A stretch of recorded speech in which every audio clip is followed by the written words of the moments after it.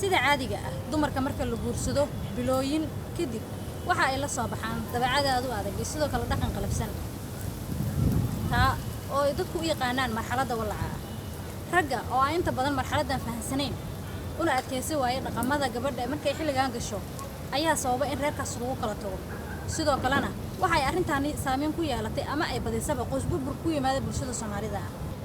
haddaba muxuu yahay walaacu maxaad ka aaminsan tahay adi ahaan ma dumarka Soomaalida oo kaliya ayaa marxaladdan dareema mise kuwa caalamka oo dhan waa warbixinta ay daaran tahay sheekadan qoysas badan oo dumay ayay sabab u noqotay xaaladdan ku soo kororto dumarka inkastoo ay ku kala duwan yihiin sida ay u saameyso Aisha Cabdullaahi oo ka mid ah haweenka dareema marxaladda walaaca ayaa sheegtay in dhowr nin oo ay guursatay ay kala tagooda sabab u noqotay markii ay walaacday walaahi aniga hadda waxaa la dhihi karaa in iska normal buu ahaa hadda jacayl ma jirin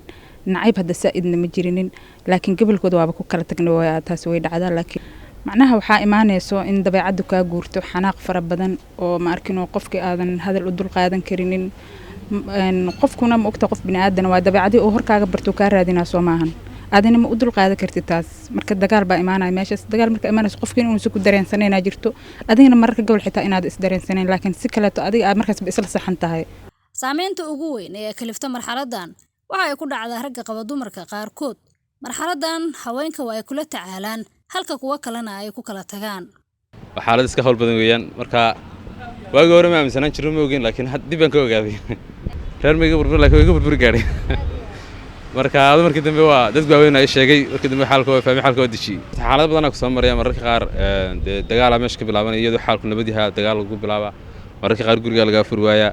mararka qaar waxa lagu dhahaa shaarkaaga u baahan inaa ursado ma dhiidkaaga u baahan marka uu iska hawl badan yahay dhinaca kale dumarka qaar ayaa raggooda ku jeclaada marxaladdan waliba si ka daran marxaladaha caadiga ah halka kuwa kalena ay ku nacaan sida uu ii sheegayo Cabdifataax Bashiir xaaskay walaac way ugu jeclaatay markay kugu jeclaato de xaaladeedu iska adeegayno mar walba inay ku aragto oo aad ka fogaanin iyo waxa dhan u baahan tahay laga yaabo marar qaar adoo shaqo ku jiro inay ku tiraado ilaa bilaabo de soo dhaqaaq iyadoo de xumaatay isa ka hayno wax kale isa ka hayno laakiin xaaladda walaac ay tahay marka mararka qaar aysan ku suura galaynin xaaladahaas oo kale waxay noqon karaan marka xaalada aad kugu adkaan karay noqon karaan marka way ugu jeclaatay marna waa faa'iido marna waa iska culays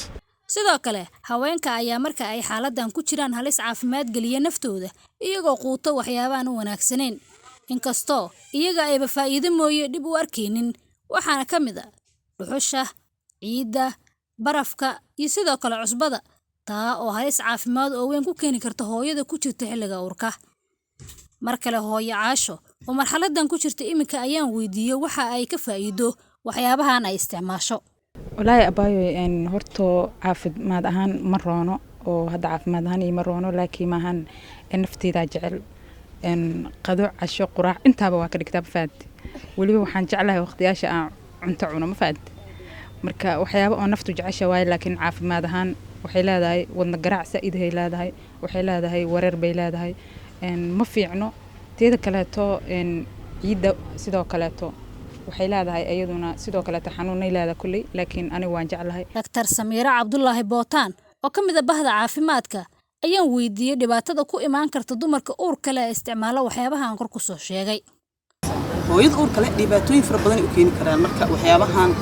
oo isku cunayso waxay u keeni kartaa inay dhaawac gaarsiiso beerkeeda waxay keeni kartaa inay kaliyaha dhaawacdo waxay keeni kartaa constipation ku dhaca caloosh fadhido hooyo uur la all spacekeedu yaraa haddana haddii caloosh si fadhiisato khatar badan ay leedahay marmarka qaar way xirantaa mindhicrada inay xirmaan ay sababaan waxa kaloo ka daran taas nuuradda iyo waxyaabaha rinjiga oo kale oo dadka hooyooyinka ku waalan oo kale waxaa ku dhaca wax loo yaqaan lead poison maskaxda ay dhaawacdaa kadibna dhimasho ayay keentaa ugu dambeyn si looga baaqsado saameynta ay arrintan ku yeelato qoysaska Soomaaliyeed ayuu gudoomiyaha xarunta la talinta qoyska ee Guryasama Abshirgeedu u soo jeediyay ragga guursaday iyo kuwa aan wali guursan inay fahmaan marxaladaha dumarka marka ay guursadaan dhalinyaradu waa inay isdhisaan intaysan guursan waa inay bartaan arrimaha qoyska waa inay fahmaan waa in haddaysan jirin meelo cashiro laga qaato waa inay kitaabo badan laga qoray buugaag badan ay akhriyaan waa in dadka akhrisku ay aad u badiyaan